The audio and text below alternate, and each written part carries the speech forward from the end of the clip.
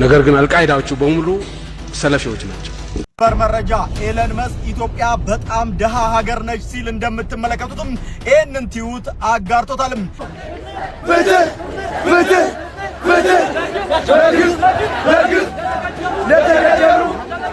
ማንም ተላላኪ ባንዳና ባዳን እንደሚያስባት አይነት ትንሽ ሀገርና በቀላሉ የምትከፋፈል ሀገር ሳትሆን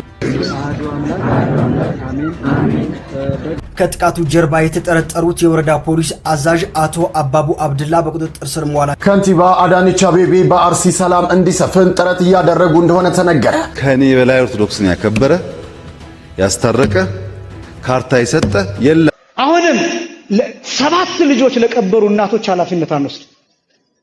7 ልጆች 7 ወንዶች ልጆች ለቀበሩ እናቶች አሁንም ወገባቸው ላይ ገመድ ያሰሩ እናቶች ሰንሰለት ያሰሩ እናቶች አሁንም 7 ፎቶ የወንድ ልጆቻቸውን ፎቶ ሰብስበው በየተራ ያዩ የሚያለቅሱ እናቶች ማንም እነሱን የሚያጽናናቸው የለም። ማንም ይደርስላቸው የለም። ለዚህ እንኳን አናፍርም። ይሄ ብቻም አይደለም። ዕቃ የጠፋብን እንኳን አንመስልም። ዕቃ እንኳን ሰው የሞተብን ዕቃ የጣልን እንኳን አይመስልንም። ደግሞ አለማፈራችን አያችሁ፣ መገፈፋችን፣ ከዚያ መደብደባችን፣ ከዛ መንገድ ላይ የተጣልን መሆናችን መጨረሻ ላይ እንደዛ ነው የሚሆነው። ተትተን እንሄዳለን። አሁን እንደ ኢትዮጵያ ኦርቶዶክስ ተዋሕዶ ቤተክርስቲያን ተናግረን የማንሰማበት ምክንያት ይሄ ነው። አንደመጥም። አሁን ለምን? ተጥለናል፣ ወድቀናል። አሁን ቤተክርስቲያን ተቃጠለ እንዲሆነ ብለን እሪ ብንል ማንም አይሰማም። ካህን ተገደለ ሲባል እሪ ብንል ማንም አይሰማም። ሊቃውንት እየተገደሉ እንዲሆነ ብንል ማንም አይሰማም። ለምን እንደሆነ ታውቃላችሁ? ማድረግ በሚገባን ጊዜ ምንም ስላላደረግን የመደመጥ ክብራችን ከአፋችን ተወስዷል። የሞገሳችን ተወስዷል። ክብራችን ተወስዷል።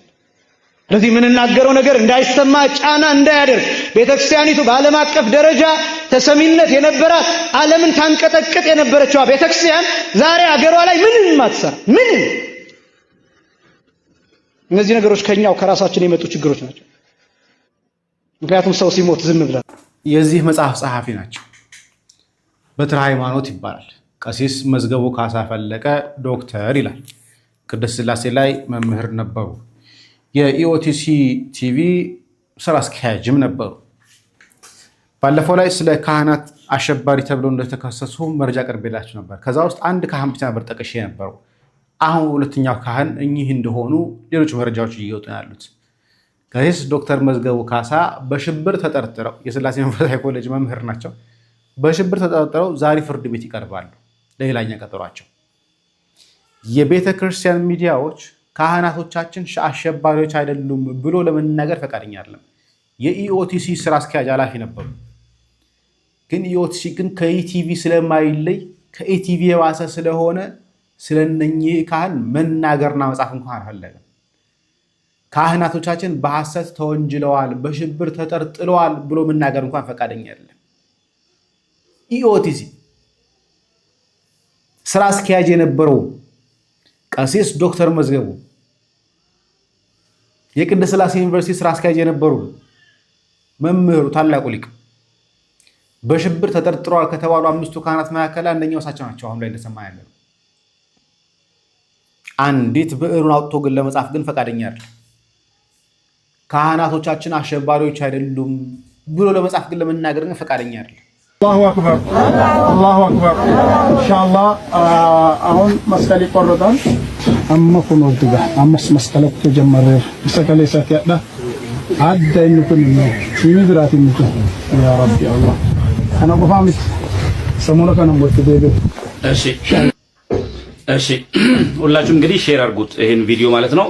ይሄን ሼር ማድረግ አለመቻል አይገባኝም። እንግዲህ ወንድም ትከሰን ሼር ታሳ ያርቶ ተኳስ ናቸው። እንግዲህ እንደምትመለከቱት አሰልፈው ሴቶቹን እንዲሁም ህፃናትን አሰልፈው መስቀል እየቆረጡ ነው። አሁን መስቀል መቁረጥ እንጀምራለን ብለው መስቀል መቁረጥ ጀምረዋል ከአንገት ላይ ማለት ነው። ኤጋ ከይላልታን ኤጋ አማ ከሌሳ ፈረስ ኤገሌራ ፈኖክቱፍ ጅራ መስቀል ይሞር መሳኒራ ኩን ነጀዴቱ ሐሳጭ ኡስታዝ ቀድሞ ሸኪቼቹ ይሰከነ ላላ ጅርቱ ይሄን እያያችሁ ነው። አንዳንድ ሰዎች ምን አይነት አመክንዮ ታቀርባላችሁ? እነሱ ይሄንን ስራ በግልጥ እየሰሩ ነው። በሚችሉበት ስፍራ በማይችሉበት ስፍራ በሌላ መንገድ የሚችሉበት ስፍራ ላይ ደግሞ ካህኑን እንዲሁም ወንዱን እየገደሉ ወንዱን እያሳደዱ እያጠፉት ሴቶችና ህፃናትን ደግሞ ምን ያረጉ ነው? ከአንገታቸው ላይ መስቀል እየቆረጡ እያሰለሟቸው ነው። አስተምረዋቸው አይደለም፣ አስረድተዋቸው አይደለም፣ ተከራክረው አይደለም፣ ግን እያሰለሟቸው ነው። ይሄንን አንዳንድ ደግሞ ሰዎች መታችሁ እንደዚህ ቢሆን እንደዛ ቢሆን እንደዚህ ለማለት የምትፈልጉ ደግሞ የምትሞክሩ ሰዎች አላችሁ።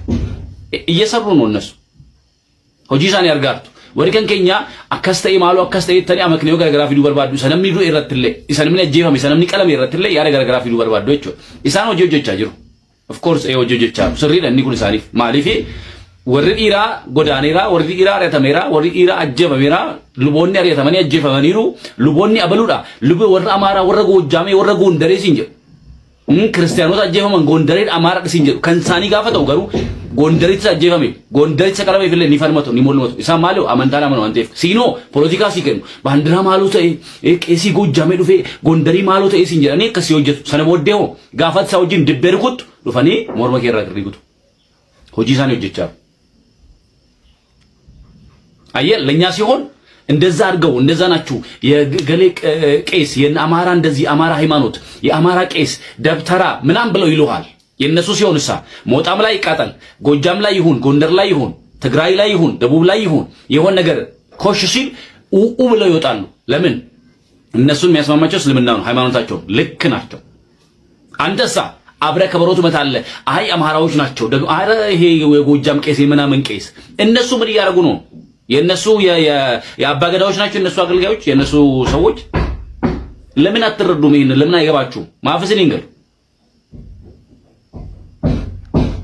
ሆጀቻ ጅሩ እንጃለት ተሞተ ኤሞና ሰይናንት ባሪና ዴማ ገረበር ባደሪት ና ሰይና ኑን ቡርጃጀ ሲና ፖለቲካ ምናምን ኑን እንጀሪና ካኑማራ አለታማና እናሳንቱ አለታማ ኦሮሚያ ሰንቱ ጆሌም ኦሮሞ ሰንቱ ሞርመሳንራ ክሪንጉ ተማራ ሞርመሳንራ መንዳንሳኒ ኩ ተማራ ሞርመሳኒ ወረካ ሞርመሳኒ ኩ ተማራ ወረካና ጀፈባ ወረያፋን ሞ ሞርመሳኒ ኩኖ ኤገሌራ ፈኖ ኩቶ ጫፋን ኦሮሞና ምኒ ራቁታሩ ፈኖ ሞርመሳኒ ራ